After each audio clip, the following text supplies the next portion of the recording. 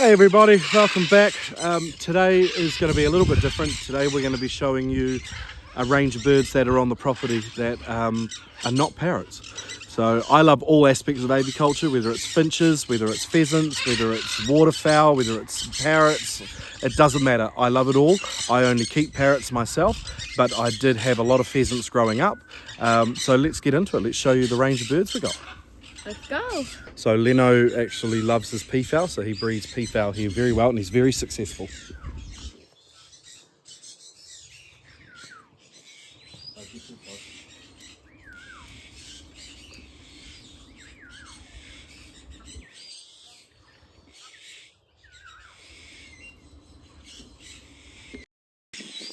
Hiding in here. In this aviary we have some yellow golden pheasants. They are hiding, so I'll see if I can bring them out for you. It's a little bit wet today. They're not going to look their best.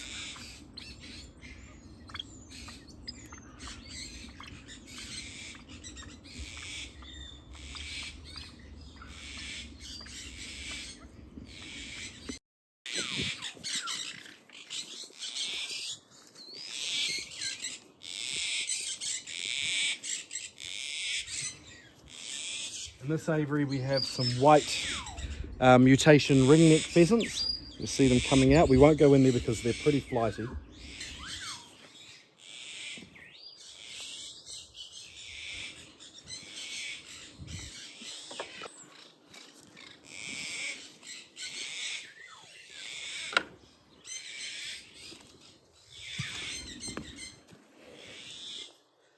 In here we have this season's young peafowl. So we've got one normal or two normal, one normal, a whole bunch of black shouldered and a couple of white. Now while we're in here, I'll actually go through the aviary design. So you can see we've got corrugated iron along the back. The reason is because we've got cattle in the paddock right next door. Just stops them doing any damage. With a chain link fence, that was original fencing. Then what we've done is we've popped higher posts in, which you can see here. Wire mesh walls. But this is the key, is the soft mesh roof. When the birds bounce up and they hit it, they don't damage themselves. Anybody that keeps game birds knows that they hit the roof hard, and if it's a solid roof, they will damage their heads. They'll scalp themselves and lose the top of their heads, if not break their necks. There's actually a yellow golden pheasant in here if you want to film that.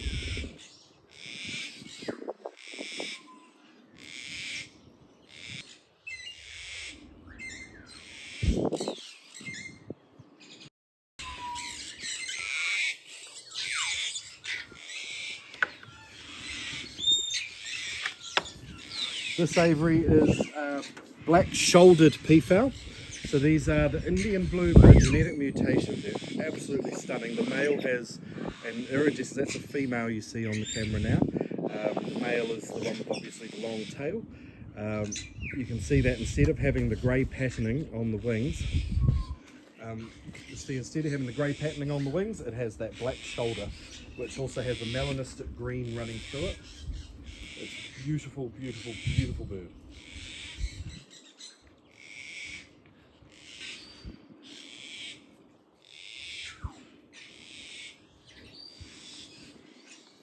So I'm going to do this one because I'm wearing gumboots and we're a little bit muddy down here if you can't tell. We've had some serious rain overnight.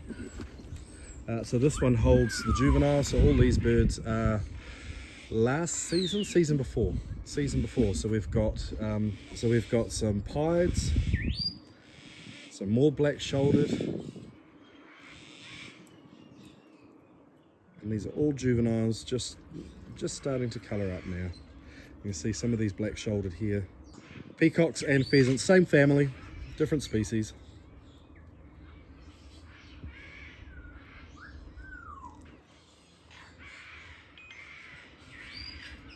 So we've got black shouldered, we've got pied. You can see a big pied boy there. He'll be beautiful once he feathers up.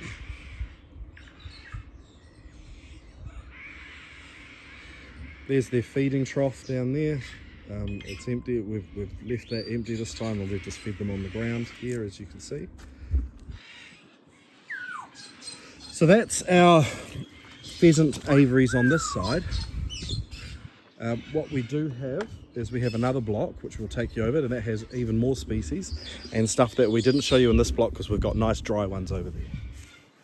So in here we have the raised hutches. Now these hold all of our young birds before they go off to their new homes. So you can see here we've got some young Lady Amherst pheasants.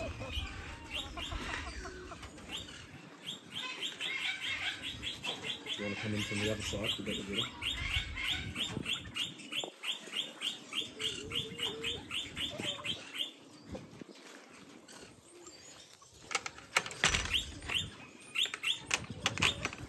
As well as holding any, so we've got some young Goldens here, some more young Amherst here, some young Reeves pheasants, but it also holds some adult birds. So this is a trio of Goldens that are just waiting for their new home.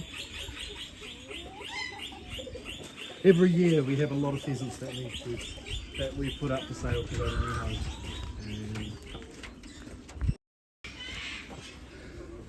In here we have some Reeves pheasants. So we tend to run things in trios. That takes the pressure off the hen. So we've got one male, and then you can see two hens up the back.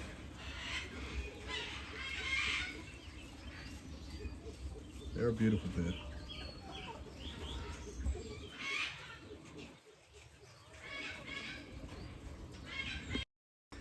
Here we have a pair of Himalayan monal pheasants. These are now extremely rare in New Zealand aviculture.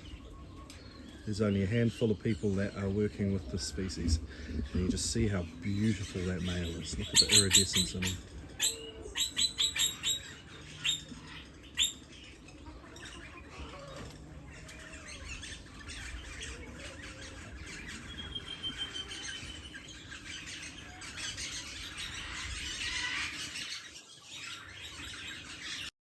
Here we have Lady Amherst pheasants.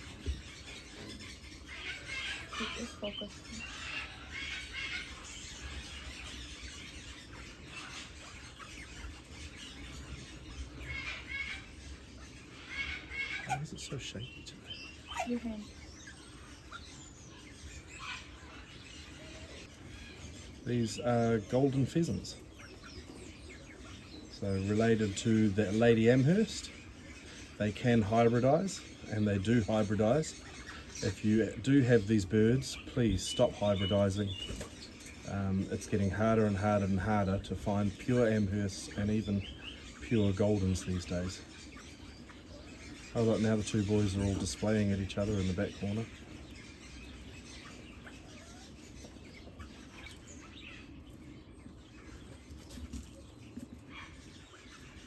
These are silver pheasants, so there's a quartet, 3 females and a cockbird. They're a little bit more nervous than some of the other pheasants at the moment, so they won't come close enough. You see one of our free-ranging Goldens giving the cockbird hell.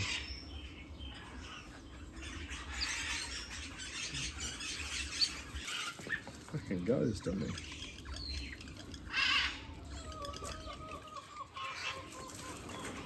Oh my god, it is a boom boom.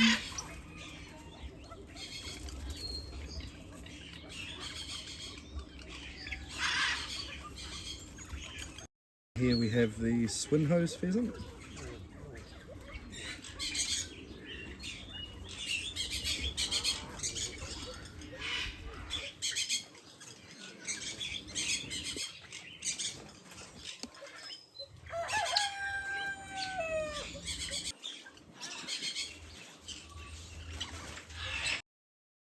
Han, what's your advice to those who are planning on keeping and breeding birds?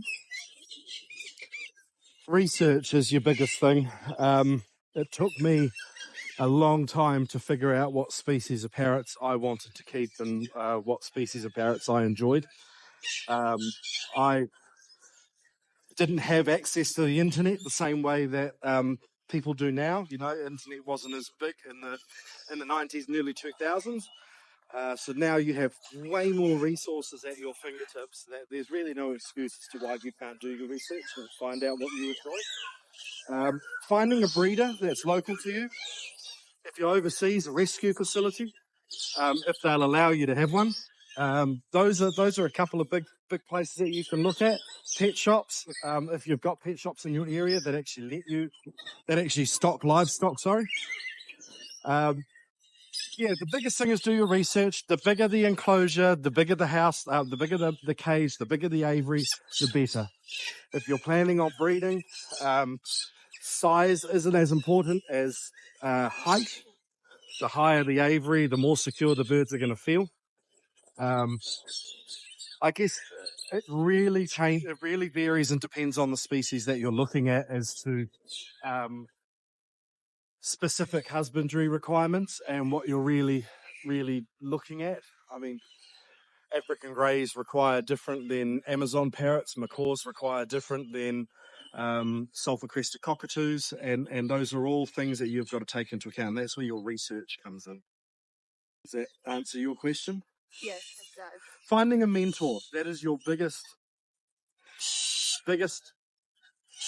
most helpful thing you can do to pursue your avicultural journey, whether it's you just want a pet, whether you're wanting to breed, whether you're wanting to just have a display of birds. The biggest thing is finding a mentor, someone that can teach you, someone that can show you best practices in the best way. How about to those?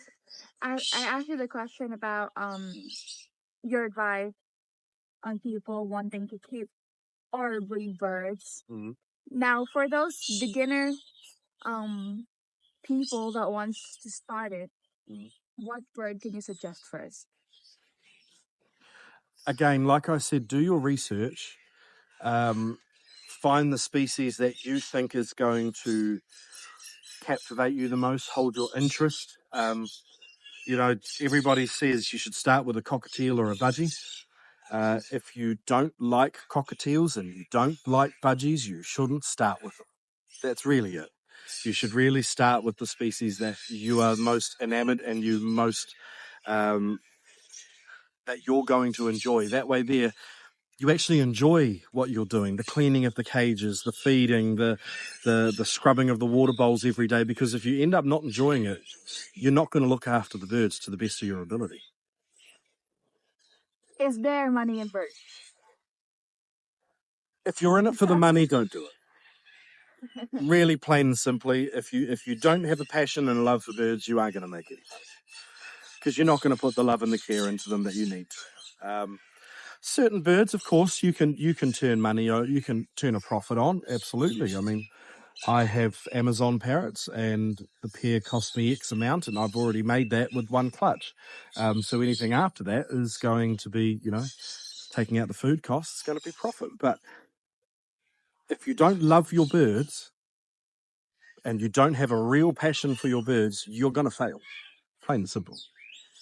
I saw a comment on our post or our very first vlog saying that people, young generation nowadays are not into birds because you said they're not. Oh, I remember that comment. interested in Yeah. birds. And she, yeah, so that's a friend of mine. She's half right, in my opinion. She's half right. She's saying that we need to encourage it rather than Say that beat them down on it and say, you're all useless and blah, blah, blah.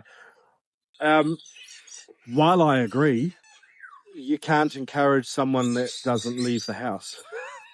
Really, can you? You can do your best. Like the Parrot Society is booking a stall at the Auckland Pet Expo, which hopefully will reach out to a few. But even I went through that phase. Yeah. I started keeping birds at 5 years old. It ran through till I was about 15, 16. And then I started chasing the non-feathered birds, the ones with the long hair and the boobies. I started chasing those. I stopped keeping, I had one pet conure. I've never in my life gone without a bird, but I had one pet conure. And that was the bird that I kept until I was in my 20s before I got back into keeping birds again. I took a break. Goals change. And when you're a teenager and a young adult, breeding birds and keeping parrots and all that, it's not what's in your head at the time. Is there any Parrot Society activities that you want to promote? Well, we've got our AGM coming up tomorrow. Anybody is welcome to attend, even if you're not a financial member.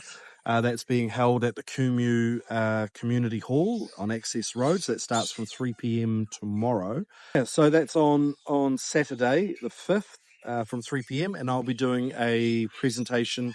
It's not going to be a complex presentation, but I'm going to do a basic breakdown on preparing for the breeding season. So that's going to encompass diets, nest boxes, aviary design, compatible pairings, what to do when you've got a compatible pair, and how to make sure that you get the best results from your pair, and all that sort of stuff. Just a question. Yeah. If I will be a member of the Parrot Society, what You're can I get from it? not a hell of a lot at the moment. So we have a few members have discounts for club members. So there's a few shops around the country that specifically stock bird supplies. They have discounts for members. You have every month you get a newsletter. We usually do a magazine every 3 months. However, our editor has decided that she wants to stop, which is fine. She's been doing it for a long time, and we're just in the process of getting a new editor up and running. It's been a bit of a hard one. Not only that, but our members don't seem to want to send me any articles, and I keep begging them for articles, and nobody sends me anything. So we end up having to reuse and recycle and all that sort of stuff. And I want fresh content. I want stuff from our members, their experiences and what they've been up to, and that sort of stuff. That's really important. It's grassroots aviculture. It's fundamentals. It's all of that stuff. It can be on their aviary designs and why they've built them that way. I think everybody takes something away from everything. But anyway, with regard going back to what they also get access to some of the world's best breeders. Before I joined the Parrot Society, I knew a few people, and I was lucky to grow up with those people around. But after taking quite a long sabbatical, coming back into it was quite daunting, and everybody was fantastic. I ended up with new mentors, new people that took me under their wing. We all learned from each other, and then suddenly the international avicultural scene opens up to you, and suddenly you've got friends in America and in Dubai and in the UK, and we're all asking questions and swapping tips and swapping hints, and I'm sending a photo going, hey, what do you think of this? And they're going, shit, that doesn't look good. And I'm going, no shit, what do you think it is? Oh, it could do this. I talk to the vet, hey, is it this? And the vet goes, yeah, you might be right. And, we're all sharing knowledge and sharing information. When I first started in aviculture, it was extremely secretive. Nobody wanted to share any information. Nobody wanted to help each other. It was all, I keep this to me, because it was hugely profitable. Some of the white-faced cockatiels were going for $2,000 a bird. Now you can buy them for $150.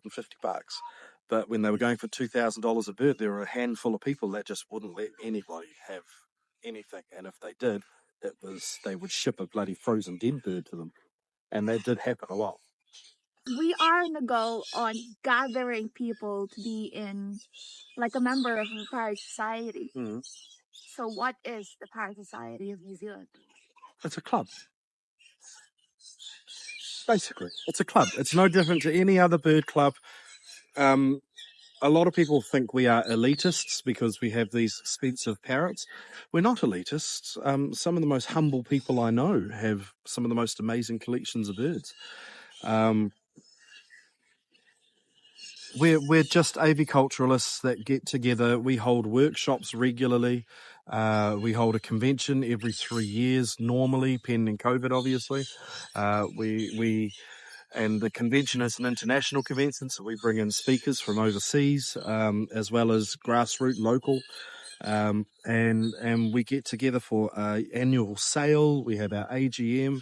It's a great club and it's great people. And I really enjoy catching up with everybody and being able to talk shit, talk birds, and find out how their breeding season went, and find out where things went wrong in their breeding seasons, and all that sort of stuff. It's pretty cool. It's pretty cool, and it's only $40 a person. It's not expensive. If you're keeping parrots, it's not even one hand-reared cockatiel. It's not even a budgie.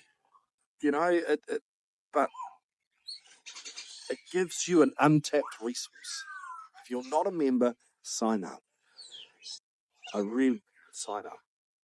Changed my life. Got birds in a motorhome now. Totally changed your life. Made it Yeah. worse. No, So, yeah. I love the club. I've been president now since 2021. Mary Lee Sloan's vice president. She's stepping down from vice president this year. And, you know, she wants to just take a step back and chill out. And I completely understand. I'm going to miss her being the backbone of everything for me. She makes sure I do everything I need to do. Now she's just going to be a committee member. It's sad. But we're a club and that's how it works. You can't stay president and vice president all year round. Well, your entire life, sorry, all year round. So I think that's it for the video today, right? I think so. I'm kind of done. I want my coffee now. Okay, bye guys. Hope you like the pheasant. See you later, guys. Today. Thanks for coming. And yeah, stay tuned. We may have a little bit of a break between this video and the next one, or vice versa, or however we run it yet. A little bit confusing about how we're going to roll this. But yeah, just play it by ear. We're going to be going to the AGM, and I think Lisa's going to film some content there. Yeah, please don't forget to like, subscribe, share, and comment some nice stuff in this video, guys. Love you. See you guys. And also don't forget to ring the bell notification so you can get notified with all our videos. You're just talking for talking now. Bye. You know I want to go for a coffee. You're just being an egg. Bye. Let's go.